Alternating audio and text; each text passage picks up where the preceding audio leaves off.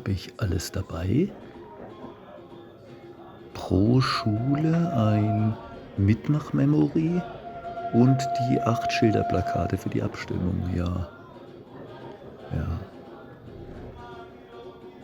Wie, wie werden die Schüler das Projekt mit den Verkehrsschildern der Gerechtigkeit wohl verstehen? Sprechen sie überhaupt ausreichend Deutsch? Georgien. Welche Themen werden mir hier wohl entgegenkommen?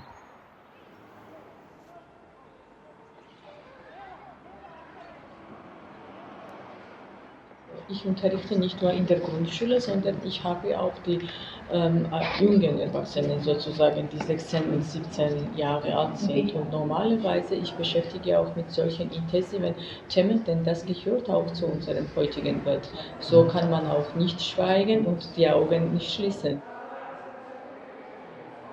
Also man muss irgendwie mit den Themen umgehen und sensibilisieren, damit sie auch klarkommen können, was ist richtig, was ist falsch, oder sie können dann selbst Entscheidungen treffen, weil das ist das Alter, dann kommt eigentlich schon Volljährigkeit, ja, und man muss selbst irgendwelche Entscheidungen treffen. Und wenn wir von allen Themen schweigen, ich weiß nicht, ob das jetzt Erfolg bringt. Also es gibt immer allgemeine Themen, die eigentlich um Menschenrechte gehen. Ein herzliches Hallo in die Runde. Schaut mal her, das sind die 8 Motive der Verkehrsschilder der Gerechtigkeit. Und das ist das Mitmach-Memory, das ich mit euch jetzt spielen will. Memory kennt ihr, oder? Aber ihr seht, die Gegenseite jedes Verkehrsschildes hier ist leer. Seht ihr? Die könnt ihr nämlich jetzt selber gestalten mit euren Ideen. Wie steht ihr zur Gleichberechtigung? Wo seht ihr Rassismus? Was ist Respekt für euch? Malt und schreibt eure Gedanken auf. Ja? Und hier auf diesen leeren Pappen könnt ihr auch noch eure eigenen Schilder der Gerechtigkeit erfinden. Welche gesellschaftlichen Themen findet ihr ungerecht? Ihr könnt eure Ideen auch ausschneiden und aufkleben. Und am Ende haben wir ein großes eigenes Memory-Spiel.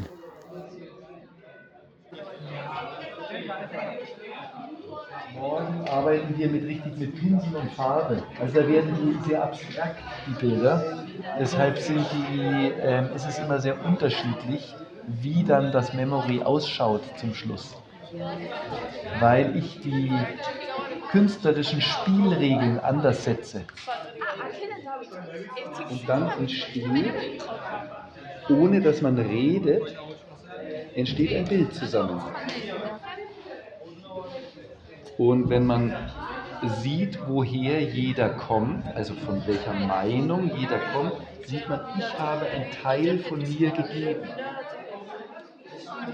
Und auch das wirkt sehr stark aus künstlerischer Sicht, wenn man die Zusammenhänge sieht. Woher kommt etwas? Hier sehen Sie Blau und Rot. Blau repräsentiert Männer und Rot repräsentiert Frauen. Ich war blau, sie war rot und wir haben es gemacht. Hier sehen wir viele verschiedene Farben und diese Farben sind verschiedene Meinungen, verschiedene Ansichten. Nur wichtig ist, dass sie ein Mensch ist. Gleichheit und das ist richtig. Und dieses Register Voreingenommenheit. Damit andere Menschen nicht über uns entscheiden, was wir machen oder die uns nicht gehorchen sollen. Und wir sollen unser eigenes Leben selber leben, wie wir es wollen. Unser Vertrag zur Campus Group Fund. Also es ist Campus Group Fund. Also vielen Dank, einen Applaus.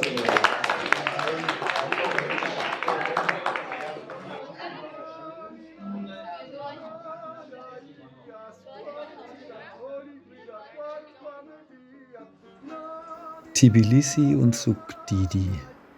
7 Stunden hin und dann nach 4 Tagen 7 Stunden wieder zurück. Was kann ich da in den jeweiligen Workshops mit 15 Schülern schon groß erreichen? Bei so einem weiten Land, mit so vielen Themen. Eigentlich müsste ich die Verkehrsschilder der Gerechtigkeit in der ganzen Schule zum Thema machen. Ja, mit allen zusammen. Aber wie? Meine 15 Schüler müssten die Nachbarklassen einladen und dann mit ihnen gemeinsam das Memory spielen. Ja, das könnte gehen. Dann müssten meine Schüler auch gleich die Moderation übernehmen. Sie sollen den anderen das Schilderprojekt erklären und auch, wie sie zu den Inhalten der Schilder stehen. Das ist gut. Ich halte mich komplett raus. Und dann im Anschluss sollen sie eine große Abstimmung mit allen Schülern machen. Sie sollen selber entscheiden, welches Schild sie in ihrer Schule dauerhaft aufstellen wollen. Mensch, hoffentlich kann ich das jetzt in der Schule so auch umsetzen.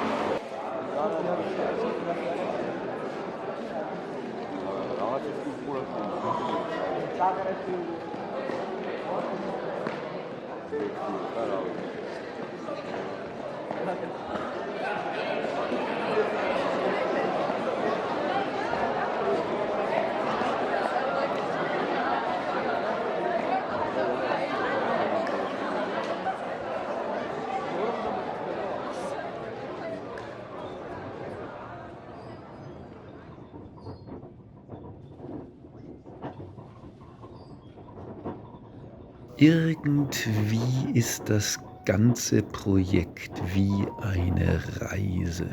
Ich komme irgendwo an und erzähle dann von meiner Idee, die Verkehrsschilder der Gerechtigkeit in ganz Europa etablieren zu wollen. Schon ein bisschen verrückt.